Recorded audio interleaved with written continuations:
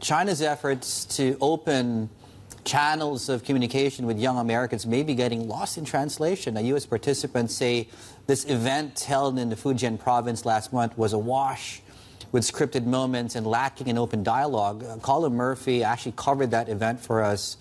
He's a China government reporter. He's with us right now out of Beijing. Yeah, Colum, maybe give us some background. How did this program come about? Who was involved? And what was it like when you were there? Well, first of all, I had a really great time reporting on this trip. I got to hang out with lots of young people, which, by the way, under the definition that the Chinese are putting out, is anybody up to age 40. So there's a lot of scope there for participation. But basically, it goes back to last November when Xi Jinping was in San Francisco and he met with Joe Biden. And at that time, he announced, quite suddenly, I would say, that he had this goal of 50,000 young Americans to China within the next 5 years. And once, of course, the Chinese leader says something like that, then it happens. And the organizers have been sort of really busy, possibly a little hastily, organizing this event in Fujian, which took place towards the end of last month. And it had about 500 participants overall, but of which 220 roughly were from the US. So what did the Americans make of this program and all of this right now? I mean, did they find this event was worthwhile? Well, yes is the quick answer to that, because, the bar is quite low. We have actually had very little access in recent years due to all sorts of things, including COVID, and a travel advisory in the US doesn't really help things. So in that context, yes, of course, bringing people together, no matter how imperfect it might be, has to be welcomed.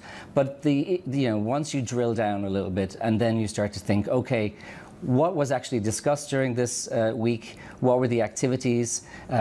Did the fact that the actual location of this event was literally on the Taiwan Strait. So at one point, from a nearby hotel, I personally witnessed and saw a Chinese jet fighter buzzing around overhead. But, this wasn't on the agenda.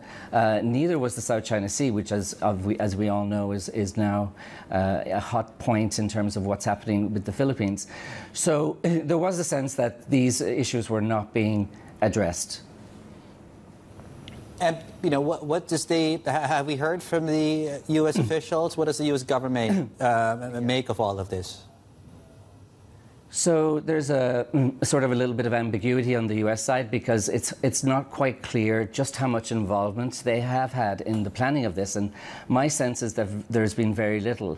And on the other hand, what we are seeing is actually some pushback from the US in China. So, for example, we had most recently Ambassador Nicholas Burns, who told Bloomberg TV that the Chinese authorities are interfering, especially when the US embassies and consulates here want to organize public diplomacy type events. So, for example, a Pride festival in June, a Pride reception rather, at the US ambassador's residence in Beijing, which I also was in attendance, by the way. That was quite low on participants, partly because many of those Chinese people who wanted to go there were either deterred, either on the way or beforehand. And so the US is sort of looking at this and going, okay, well, you have this elaborate plan. You're not really including us in sort of formulating who goes and what the purpose is going to be. And on top of that, then, when we try to do our initiatives in China, we're facing resistance. I mean, that's the US government line. So I would say, to me, what's quite surprising is that, of all the things that the US and China need to talk about, could talk about, must talk about, you would imagine that people to people would be pretty, straightforward, and not something that should cause that much tension. But even here, we're seeing that there's scope for disagreement or displeasure between the two sides. Yeah, it's interesting, Colum, as you mentioned. I mean, it's rare to have exchanges like this, but then again, if you're not going to hit these serious issues, what can we take from it, right? What lessons can we get from this recent sort of program that you witnessed? Well, I think many of the lessons probably, hopefully, will be on the Chinese side. I mean, I think a lot of this, we do have to give a little bit of a charitable view on this and say, you know, well, this is kind of the first big initiative. The organizers, by the way, are billing this week in Fujian as the largest gathering of China-American youth since diplomatic ties began.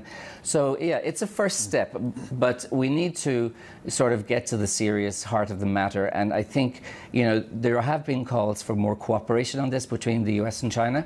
I think that's one way to improve on that.